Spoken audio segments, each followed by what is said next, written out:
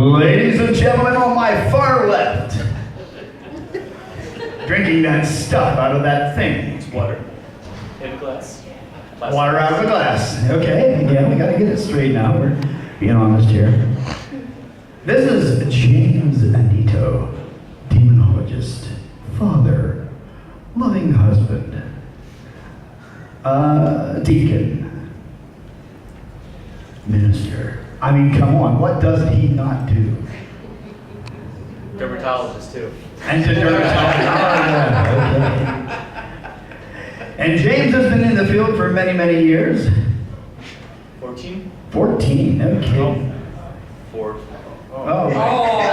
He Shut has it off on me, didn't Well, no, they're all shut off in 14. 14. I remember when I was in the field 14 Please don't years. sit in the back, you won't be able to hear us. 30 years ago. Now we have to use the mics because you guys are sitting in the back. These people are being bombarded by sound. Now I have the speakers up high enough because I didn't, when somebody walks out there with the mic and says, "Have you got a question?" You know. Is that man in the hat, Mary? You know, at least we'll be able to hear that sound. What? So we're waiting for it. All right. Something's coming in right now. Is she supposed to be here any hope second? so. Any second, yeah. I hope it's not my How about sister, this? she'll drive us nuts. We're gonna pass the mic. You're gonna pass the mic around. If you have a question, if somebody raises their hand, if you could please do the common courtesy of handing them the mic, that'd be awesome. If not, We didn't introduce Dave yet. well, he's gonna. Yeah, Dave Giuliano, ladies and gentlemen. Not only is he a fashionista. Start here and go around. Showing a little leg today. Oh gosh. He was wearing the collar. I Yeah. had to show off somehow. Yeah, a little bit of makeup and shave your back, I'll take it no problem. Why don't you tell us a little bit about yourself, Dave? Especially about you being the creator of a paranormal website everybody knows about. It's true. Do they know? Fill us in, come on. The Shadowlands? Yeah. This man brought it to fruition. He started it, he made it, and now everybody goes to that website. Hopefully. If not, go now. Get your phones out. Come on, I'll give you the address. It's up to technology. It actually has You gave him a mobile whole, browser. you gave him a whole intro. I tried to, but you were walking around with a I mic. know. I've been doing the paranormal for 30 years. My experiences go back 47 years. And I guess when I was a child, I had demonic attacks, and that was the last thing I wanted to ever do. If I would have even told you like 20 years ago I was ever going to get into this, exactly, I would say, no, you're crazy, I experienced this. And somehow, when you're supposed to do this, this is where you find yourself. Our mic lady is here, by the way. Sorry, Dave. All right, I can sit down now. Yay. You had a question though, right? You're going to start it off? No, I did not have a question. You gave me the microphone. I thought I was here to You told the sing. microphone. Does anybody I want to thought know who I I was here am? to sing. What's that? Does anybody want to know who I am? No. Okay. Go ahead. Okay. My name is Jeff Lieber.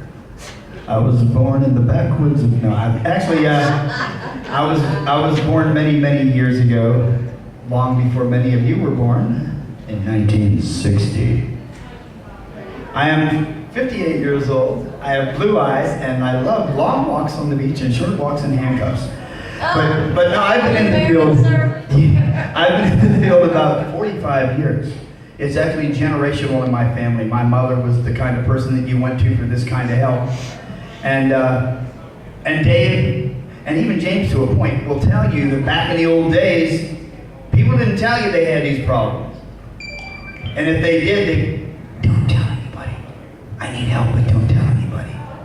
Because they would all think that they were as crazy as the people they were asking for help.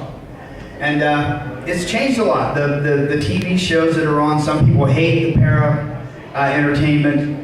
But you know what? It's made people a lot more open to it, and a lot more people can get help because they're willing to admit there's a problem. So I've been at this for a long time. I was rescued from the same kind of problem by my dearest friend Bill Bean. and a lot of people have heard of him. And for the last 10 years, I've been making up for lost time. You don't do this because you want to. Ask these guys. It's like, oh, that's really cool. I'm going to... No. You're dragged into it, kicking and screaming with your claws on the side of the funnel. Yeah, I know when I give my lectures, the first slide I start with, first I ask who's interested in this, who thinks they might want to do this. There's always people that raise their hand. The first slide that comes up is the mental health hotline for Pennsylvania University. Because if you raise your hand and you want to do this, there's something seriously wrong with you. No one wants to do this. It's literally like we have to. It's not a really conscious choice. So today, we'd like to do something very different that I think Dave and I have done, and Jeff and I have done together. But this is the first time that all three of us actually have gotten together and done a panel. So today, we'd like to open up the lines to you guys, a Q&A. You have three minds, three different backgrounds, even though very similar. Don't listen to this guy to the right or far right. But no, we have a mic lady. And what's your name? Amanda. Well, the beautiful Amanda is our Vanna White today. So she'll be passing the mic around. If you have a question, just please raise your hand. This actually goes a lot smoother if you actually have questions. If you do not, we will ramble up here.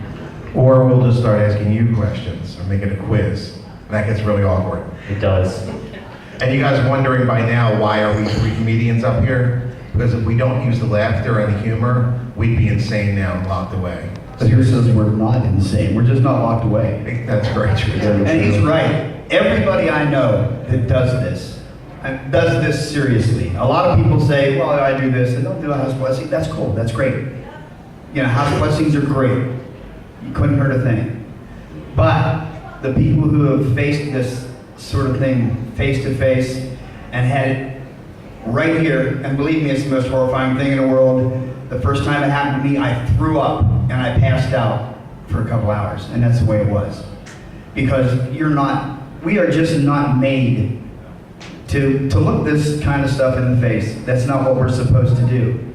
But the people who do this and take it very seriously, because people's lives, their souls, their emotions are on the line. And it's a big responsibility. And if you don't take it that way, there's going to be trouble.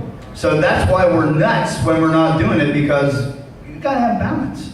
You do. So who has the first question? Oh boy. All right. Kat Hobson. Ooh. She has her own radio show company. Just launched it. So this should be very interesting. I think we've all been interviewed by her. You all have, and it's never boring. Yes, Kat is a Virgo, and she loves walking. Oh, sorry. Long walks on the beach with my dogs and my husband. So. They're both cute. But seriously, I've had people approach me because I'm part of the Dominican ministry, which you founded, and which you're Who founded it? Yeah, right. But one of the things that I have found is that when people come to me with what they suspect to be demonic activity, as a rule, it seems to not be that. That seems to not be the case. And I know that when I spoke with Johnny Zappas, he said that he's only had maybe 2 truly demonic cases in his full career. Yet when I talk to people who are doing this work, and I'm wondering if y'all have seen this, that people who didn't have experiences for years and years and years, all of a sudden are having repetitive, frequent happenings. And that's just been in the last couple of years for people who have done this for decades. Are y'all seeing that? And what do you think is causing it? Yeah, I guess so. I can just cut you both off and just start answering. Oh, you silly boy. I personally, I think 2 times, that's when people are talking full-blown possession. That's completely different. That's extremely rare. Now, if you're talking about the step before, where it's oppression, which could be just something screwing on people mentally in their house, little by little, tiny little things that don't look like something that's really bad, but over time it builds up to be, and then it can ramp up just before possession. All those things, Yeah, I think that's really common. I know I'm constantly busy. At any given time, I have maybe 5 or 6 at least cases going. And some of the stuff is just, it seems really minor. Because it's not the guy with the horns and the pitchfork and the lady's not spinning their head around and stuff. That's what people are looking for. They're not looking for the minor things that are mental, that are really tearing families apart, making families dysfunctional, destroying marriages. That can all be just little pushes from the other side. Now that's maybe more difficult to figure out, but that's what I think people lose sight of. That it's not just doors flying open and all that other stuff. It's little things. I try to go based on a statistical value. I'm very methodical on my case files. I have a full cabinet file, and this is a rough estimate because if I counted every single paper, I'd probably be insane more than I already am. So, at a basis of 400 plus cases, around 14 years of doing this, and probably 10 years within the ministry aspect and studying demonology and being in the sector of the field, I'd say anywhere from 5 to 7 cases, in my opinion, were truly demonic. And like you said, that there's many other cases that were either negative or on that basis of something maybe lesser. And of course, there's a whole lot of different classifications of things beyond demons, which people don't talk about because it's the lack of knowledge. There's so many books and literature out there that people get kind of stir crazy to what to read. So out of 400 plus cases, 5 to 7, I would say, were, in my opinion, truly demonic. And that shows you the statistical value of that. Out of those 5 to 7 cases, and what you're saying, 5 to 7, is because those 2 of those cases are still questionable. I review my cases years afterwards as well, and I'll listen to EVPs, I'll look at the audio, the video, and reanalyze it because maybe an EVP that we caught, that we thought was an anomaly, actually was a person. There's software and all this analysis gets stronger and stronger each year. So, and out of those cases, only 3 were legitimate possession cases, but a lot of them are oppression state or obsession, which another word you don't hear much about is obsession level as well. But I would say a lot of my cases actually are on the negative, sometimes elemental, but more so the negative cases, earthbound spirit. If you're a jerk and you're alive, you're a jerk when you're dead. I feel like I handle those cases a lot more than a true demonic case. I think that guys like us see this more than most people do because people know who we are, quite frankly. If somebody messages me, I know why they're messaging me. If I had somebody message me from back up home about 3 hours north here, I haven't talked to them in a couple years, got a problem, they need you to come up. I had a lady from back up home, got a problem, my niece, we need you to come up. But I'm afraid of you, so don't come around. You know what I mean? You guys have experienced that. But the reason we see more cases than most people is because those kind of cases are filtered our direction. Oppression, obsession, all these things. I've dealt with a lot of cases of what is called perfect oppression. Perfect oppression is when they know there's something there. It's not possessing them, but it is completely destroying their lives. One by one, your family members drift away. One by one, your finances drift away. Your health suffers. In my case, I suffered a series of accidents, one after the other. The worst was when a drunk driver ran me down and left me laying alongside the road. And it happens. And now instead of, you guys know how the story goes. Instead of having a bunch of kids and grandkids and all that, I live by myself. But I'm living good for the first time in my life because I'm finally doing what the boss has wanted me to do. But yeah, the cases are they're getting more and more because people are starting to admit there's something wrong. And we're starting to recognize the signs. In my case, I would close my office door and I would put a blanket across underneath the office so nobody could hear me talking to it. It was all I had. And that was perfect oppression because I wanted it. I was terrified of it, but it was all I had because it filtered my family away from me. And that's something to think about. When these things start happening, there's a reason for it. And it's a negative thing. It's not necessarily a demon every time, but there's something negative going on. I was very fortunate. Bill Bean stepped in. I only stood about 5'5" at the time, 308 pounds, because I couldn't walk and I couldn't do it. I was diabetic and I was drinking everything I got my hands on, and so does, if it's not diet, it's going to pack it on.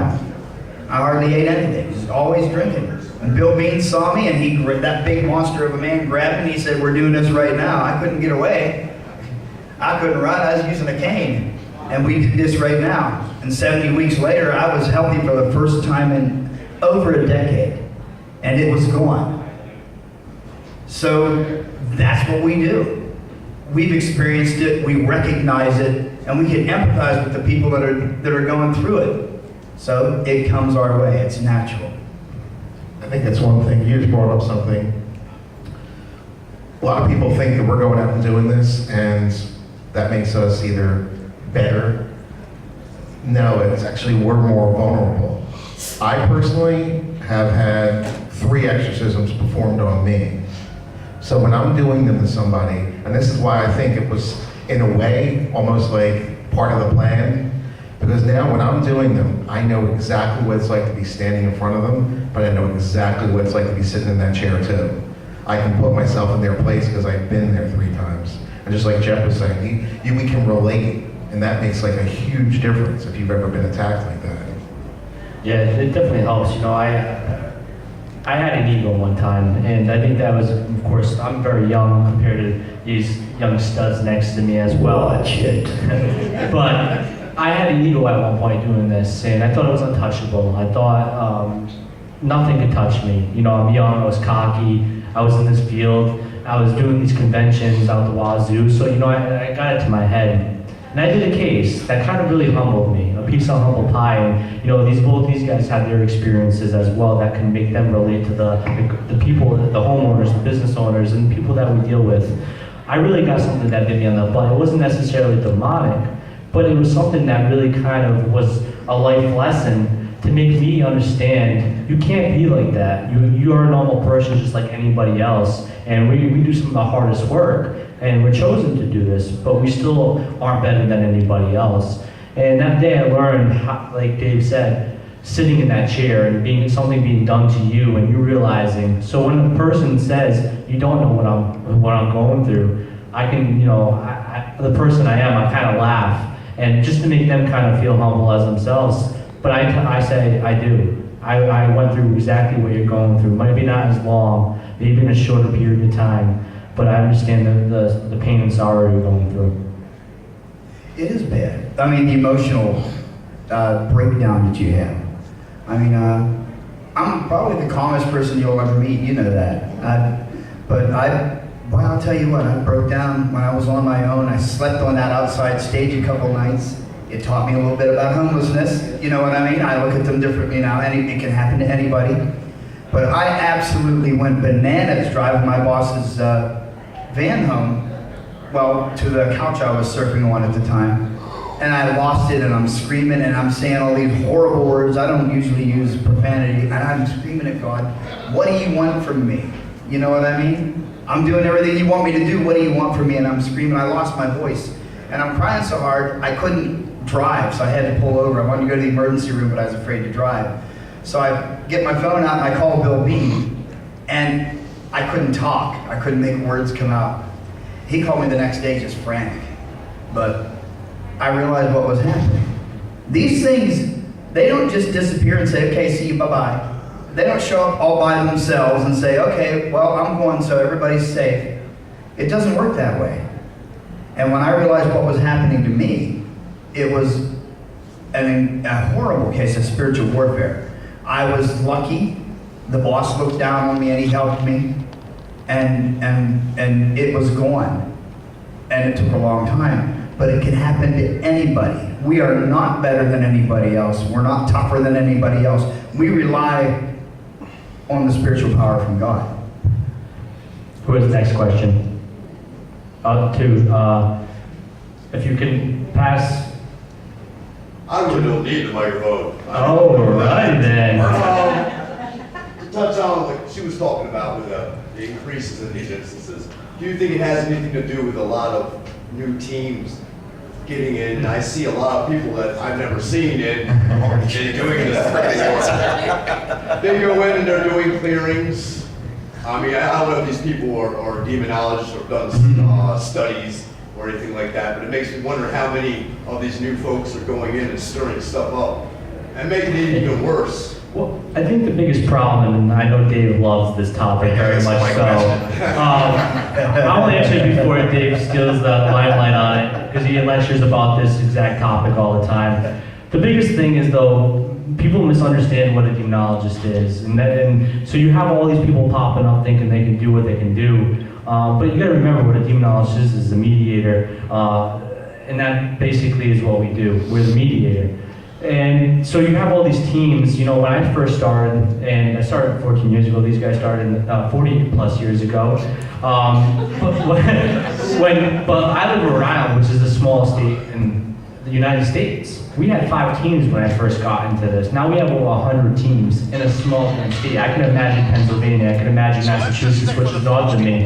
You know, I believe there's over 1,000 plus teams in Massachusetts. So it shows you the influx. But the problem is a lot of the paranormal now it's a pseudoscience. So everybody reading all these different literatures and, you know, thinking they know everything, but we don't know everything at all. The best thing I can say about a ghost is I don't know. So you take a lot of these teams that, you know, feel like every 3 scratches or anything that they communicate with is a demonic entity.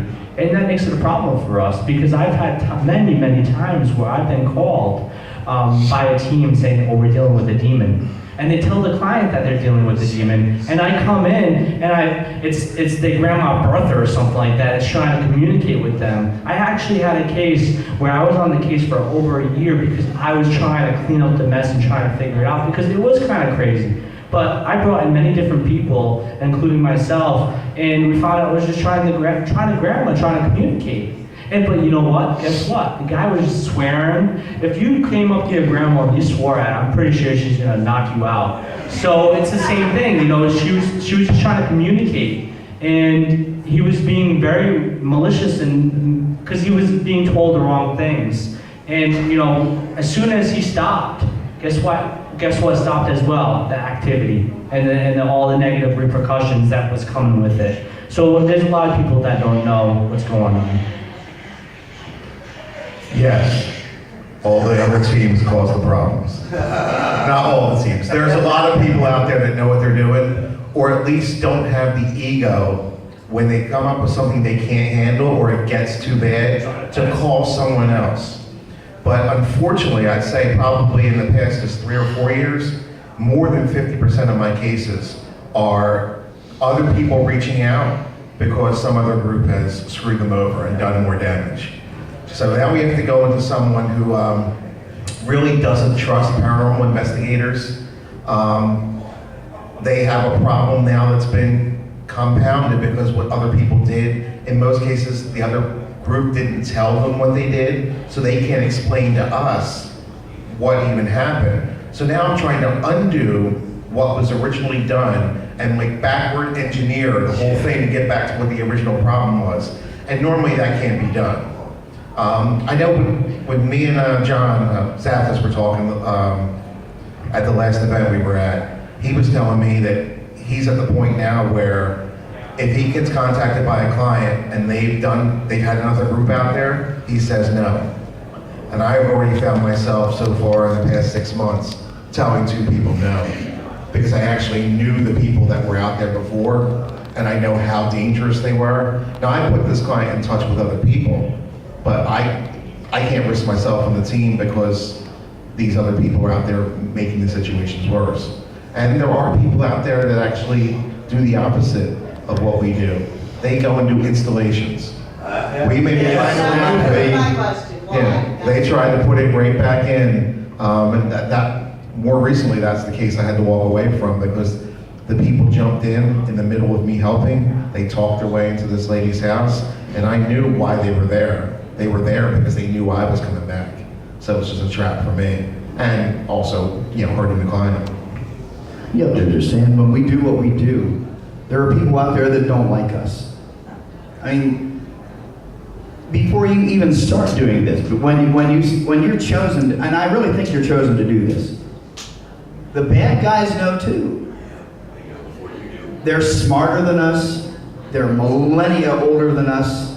They're wiser than us. They're a lot tougher than us. Even the lowest level of demon that's designated demon, the only one that doesn't, that's completely spiritual in nature, can kick our butts without even thinking about it. We have to rely on another power. And it is getting bad. It's getting worse. And what you were saying, teams will go in there. Okay, we bought some expensive equipment and we bought some T-shirts. We want to get a TV show. You know, so we're gonna go in and we're gonna video every investigation we do, and it's like, what are you doing? You go in there and you see the stuff that they're doing, and it's like, you gotta be kidding me. There was a team. It wasn't yours. It was a team in Philadelphia. They went to a person's home one night. One night was all it took, and their medium figured out there was a demon in the house. And the family was horrified. They go back 2 days later and said, no, we decided it's a jinn, because Rosemary Ellen Guiley had just released another book about the deadly jinn. And they said, oh, it's got to be jinn. These people sold their house, took their kids out of their school, moved away from family, and moved to New Jersey to get away from this house that has a jinn in it. And I was beside myself. What is wrong with you people? This is a responsibility. It's not a TV show. It's not fun. You're affecting people's lives. You're affecting people's livelihoods. The man had to quit his job. You're affecting a lot of stuff, and if you don't at least take it seriously, you're going to hurt somebody long term. Sorry, I get a little wild. I know, that's great though. Anthony, you got a question first? Hello, everybody. Hello. Question for you. Good to see you guys, number one. Good to see you too, brother. Yeah. Question for you. Coming from a standpoint of helping people out, which me and my wife do all the time, is one thing that I always ask the question is that when you go in to help out a family, you go in and do what you're supposed to do. When you leave that home, that family is still there. You give them some instructions of things to do while they're there to kind of ease what's going on and stop things and stuff like that. Now, my point is, you do all you can do. You instruct them. I can see keeping in contact with them a few times to see if they staying on top of their game. But if they're not, and you keep going in, when is your stopping point? People don't want to listen. I follow the rules of baseball. 3 strikes, you're out. Exactly. Exactly. There's people that give up on people very fast, but you got to remember, just like anything in life, I think I relate this to this kind of field to intervention of drugs. You know, sometimes it takes multiple interventions for somebody to actually become clean and get off the drugs. Because you got to remember, these negative entities, these spirits, whatever you want to call them, are very influential to the people. Like you heard Jeff, you talked to them. I don't know what Dave did, but I would also kind of mesmerate on the darkness and the negativity as well. So it's kind of like that drug, you know, that drug always calls you, that like chasing the dragon. So sometimes it takes a little bit of time to disconnect them and sever that attachment, whatever they're dealing with. So sometimes it does take multiple times. But it's like somebody that's on drugs, sometimes you can only do so many interventions until you have to back away and give up, and because that person's not willing to change. So in that aspect, I follow the 3 strikes, you're out. And if I can't help you, it doesn't mean I abandon them either. I will also tell them, all right, you might have to go talk to somebody that's a mental health specialist to get your mind back on the right aspect. And it's always willing up to them. I'm not gonna handcuff them and bring them to a psychiatrist or a therapist or whichever, but I'm also getting somebody else in contact with them, because you gotta remember, sometimes personalities don't clash correctly.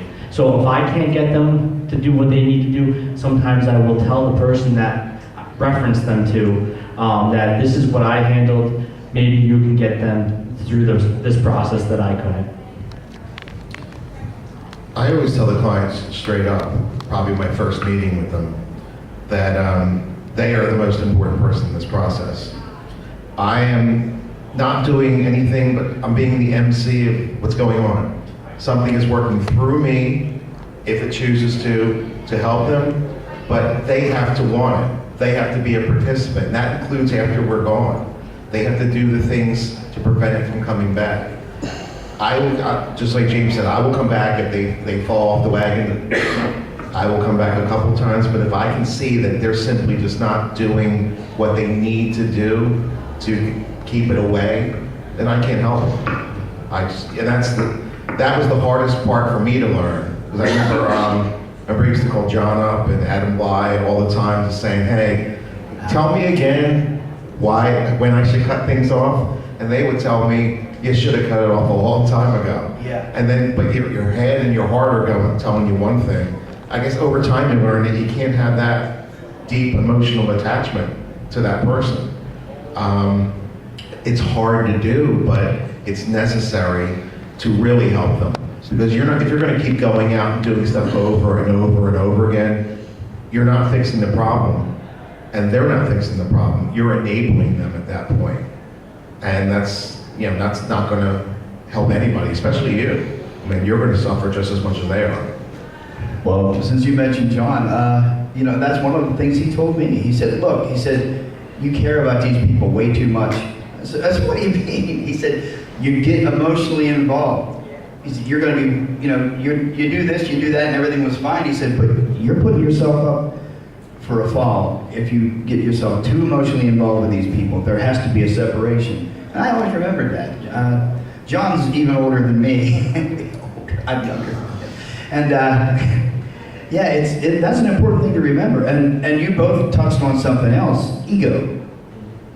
I mean, I'm sorry, sometimes I can't.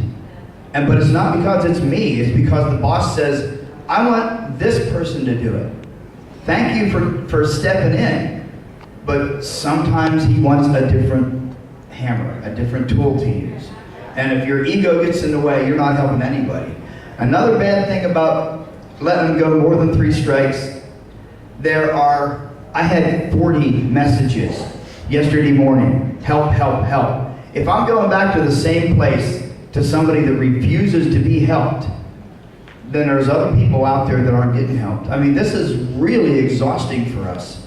It really, really is. It wears us down emotionally and physically and spiritually. I mean, I'm an emotional wreck when I'm through with one of those things. I got to pull over the side of the road and take it easy at 5 o'clock in the morning. So you got to separate yourself from it a little bit. It's a big responsibility, and if you don't look at it that way, you're not going to do anything. But you're not responsible for every individual on the face of the planet. If they won't be helped, move along to the next. Who was the next question? I only got one more. Oh, you got one more. This is talking about the client again. When you actually filling the client out, stuff like that, what's important to us, normally we ask, what is your belief system? Because there's so many beliefs out there. And my question is, can sometimes a particular belief be a cause of something that's going on in the house? And also, what happens if you don't have no belief system, you just don't believe in jack? How can you yourself be prepared and have faith in something to help you move on this process if you don't believe in nothing?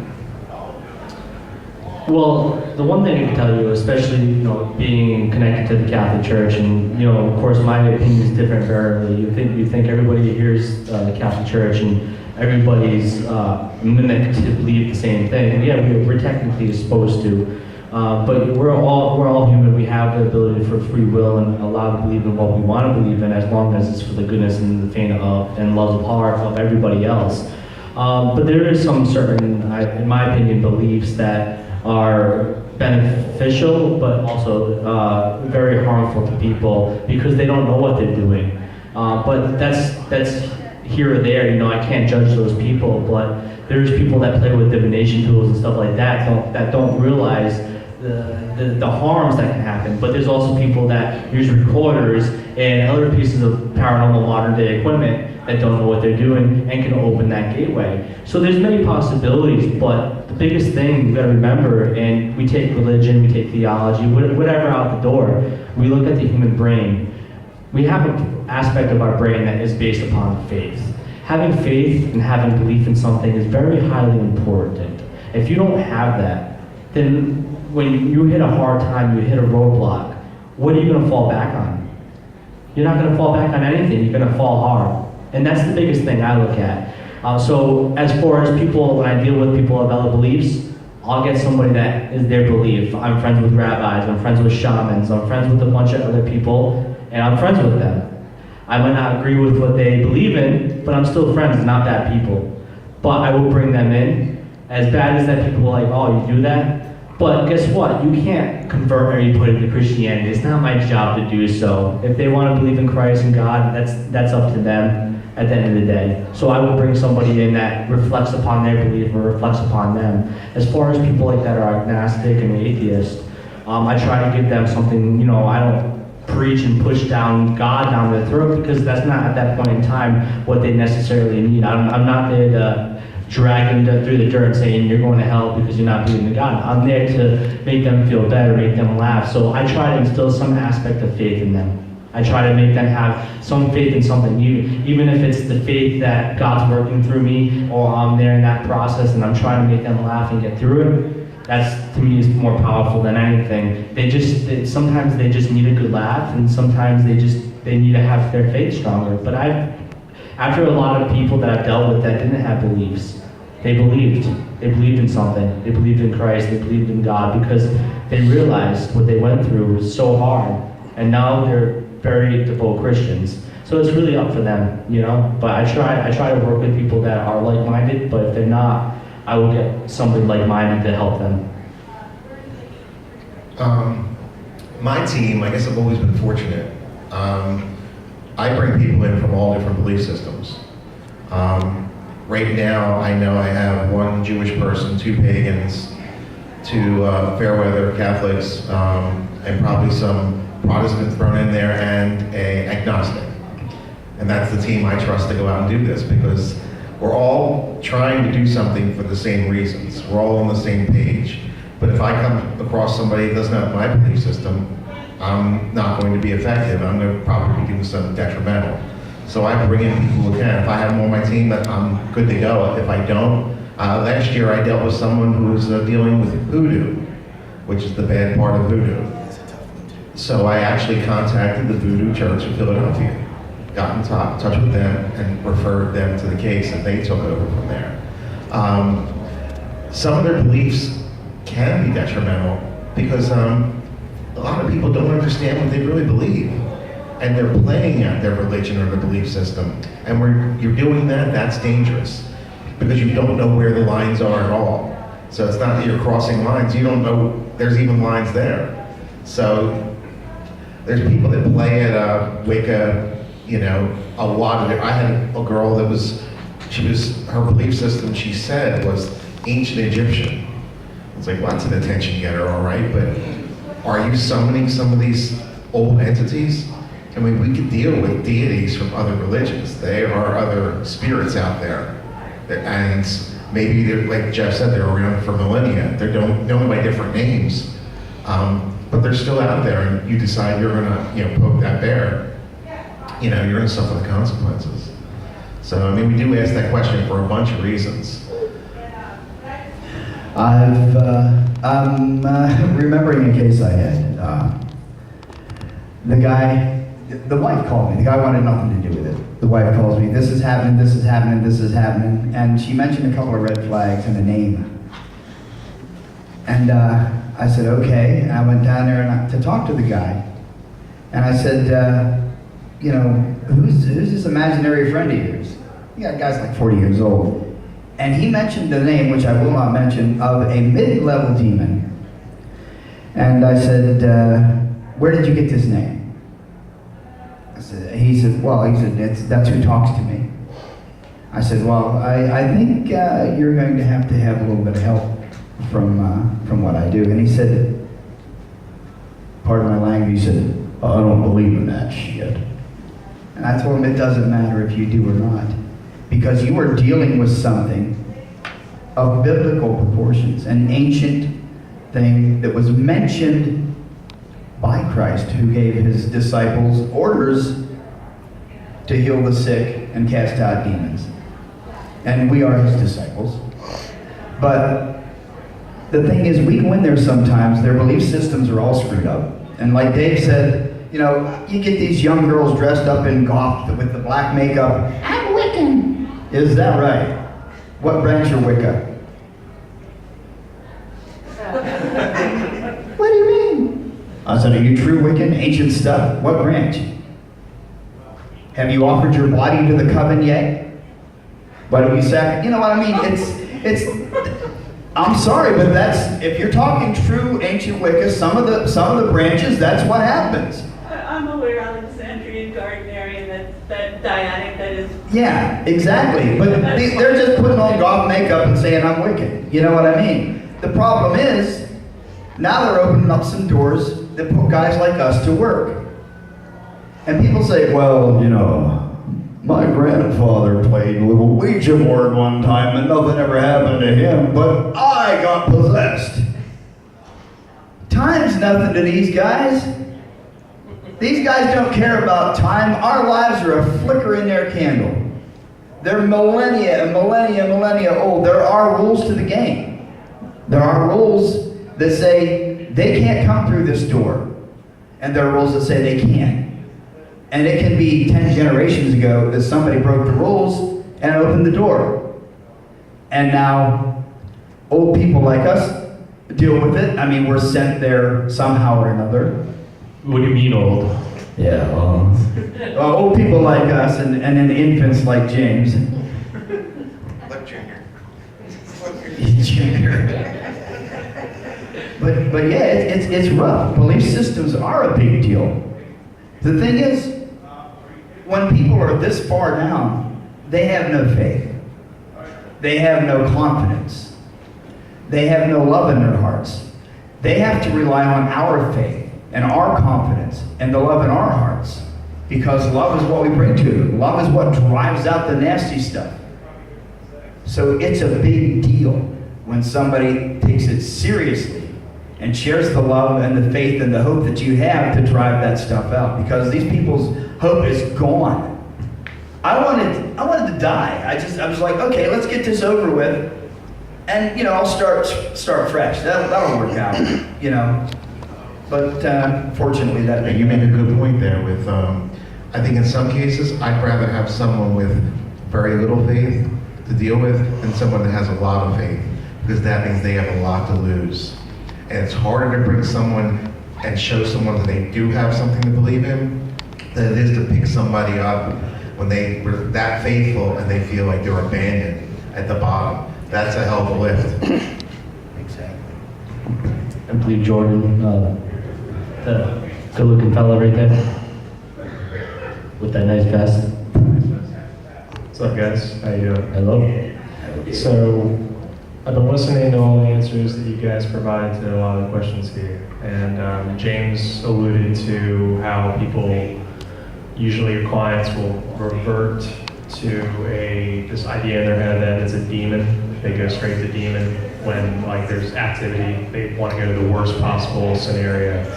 Have you guys ever had investigations where you were hired by your client, original client, and the entity that's on the property was basically misunderstood, or what's to say, like the client was ignorant or prejudiced to a certain set of ideals presented by the entity, and the entity actually turned out to be a client in itself as well, and you tried to help them with contradicting views with the original client?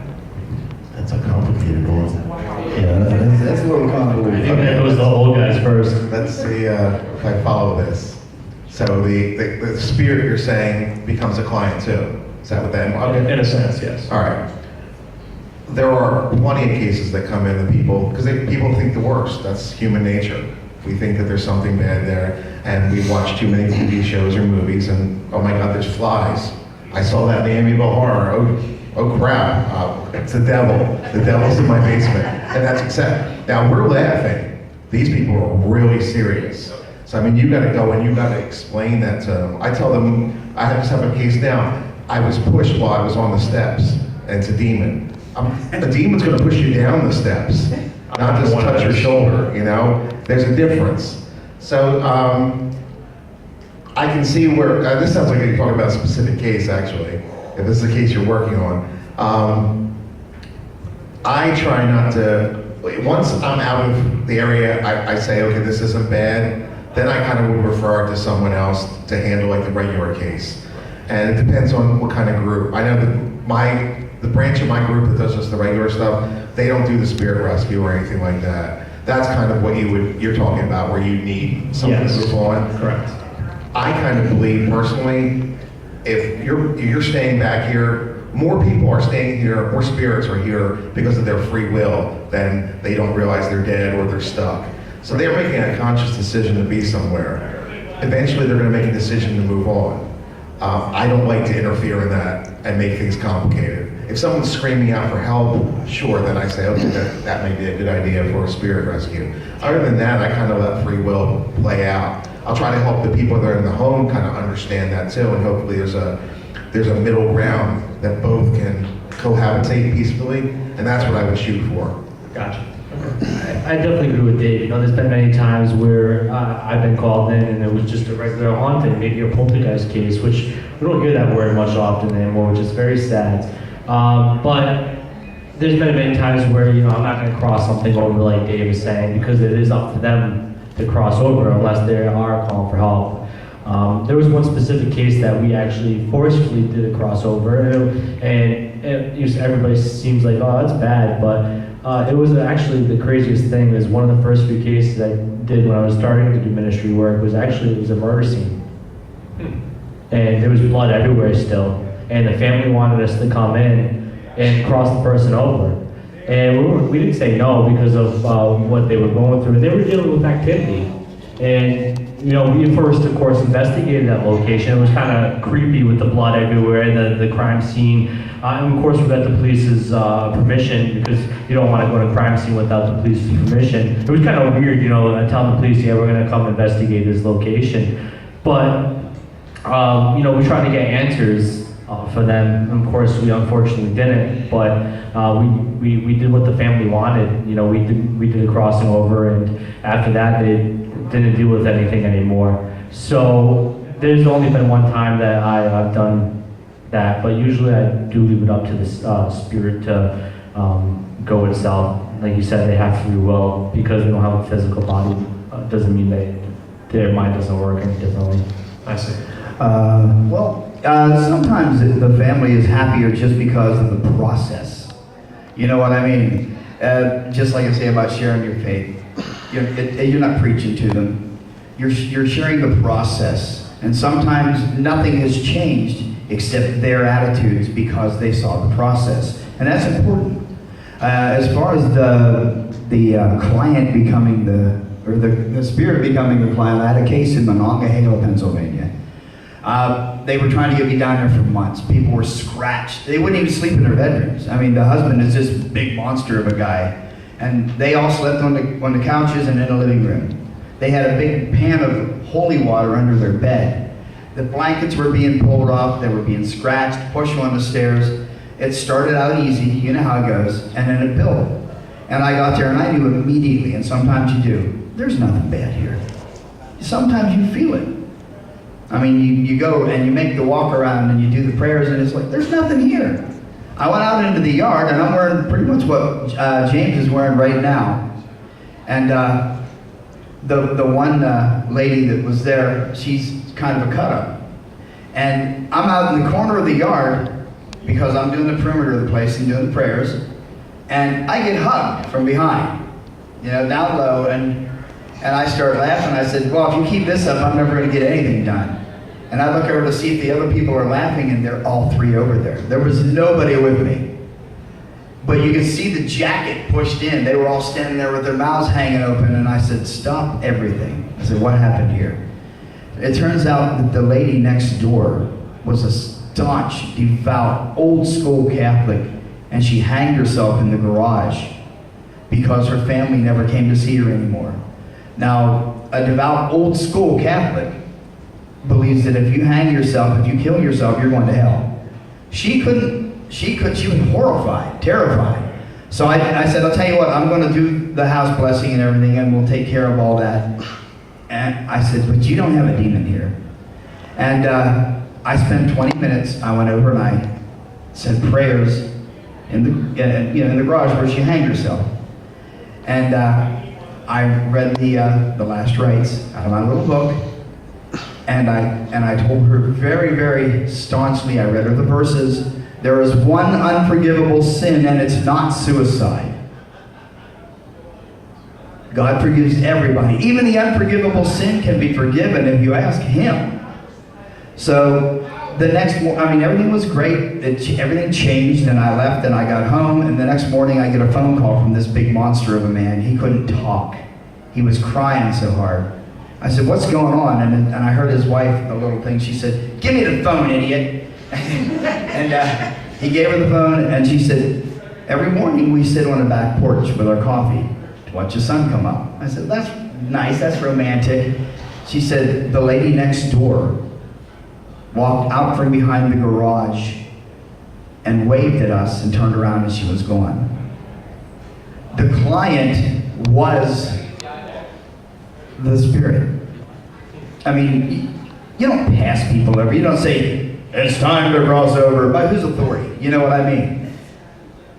But just the fact that she wasn't afraid anymore. They were, well, why was I getting slapped? Why was I getting bitched? I said, well, what if somebody's screaming in your face over and over again and they're terrified and they can't get your attention?